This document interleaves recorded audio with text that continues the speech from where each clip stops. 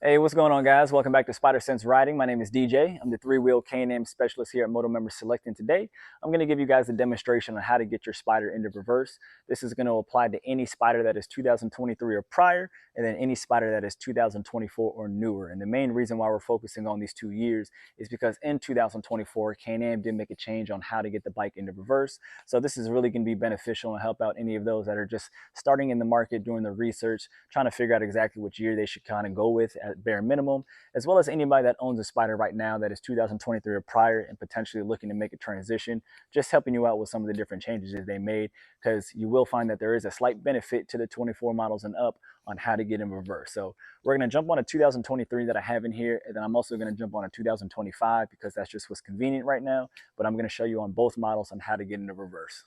All right, guys, so this is a 2023 Spyder F3 Limited, and I did forget to mention that as long as it's a 2023 or prior, it won't matter if it's an F3 or an RT. They're all going to have the same protocol as far as getting into reverse. Same thing if it's 2024 or newer. It won't matter if it's an F3 or an RT. It'll be the same way to get into reverse. So we'll do it on this 23 here. I do have the bike on, so we'll turn it on completely. All right, so now that the bike is on, you'll always have to put your foot on the brake. That is the number one thing that you have to do, regardless if it's 2023 or 24. So we'll have our foot on the brake. And then on the left handlebar, at the very top, you'll see a button and it has the letter R on there. So what you do from here is with your foot on the brake, you'll press down on the R and then you'll downshift. And that's how you kick it into reverse right there. So again, we'll upshift to get it out of reverse, but you have your foot on the brake, press down on the R, and then downshift. And that's how you get a 2023 model prior into reverse.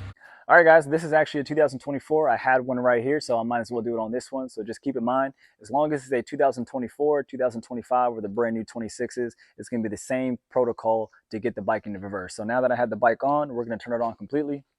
So kill switch in the on position.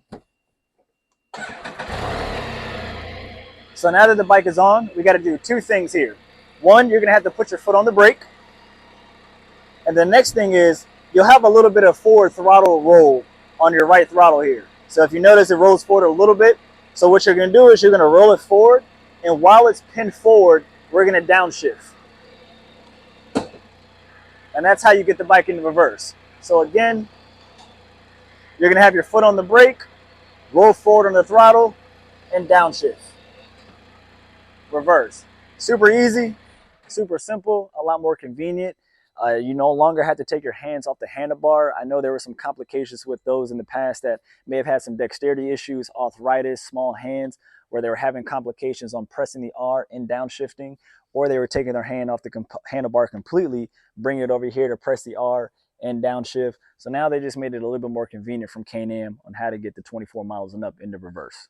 All right, guys, hopefully that helped out. I mean, that's how you get a Can-Am Spyder into reverse, whether it's a 2023 model or prior or a 2024 model or newer. If I drop my 2 cents, I think it was a great upgrade that Can-Am made in 2024 and how to get into reverse. I've said it before because it's so realistic when I see customers come in here, but they have dexterity issues. They might have arthritis, they might have small hands. Having to function the R button and then downshifting at the same time can be a little bit troublesome or just a little bit inconvenient in some aspects. But now in the 2024s where you don't have to take your hands off the handlebar, it's a smooth roll forward on the throttle, and then downshifting makes it 10 times easier out there.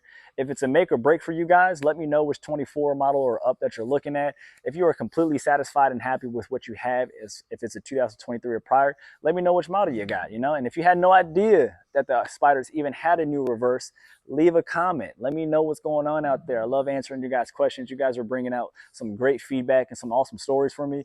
But thank you guys for watching, and I'll see you next time.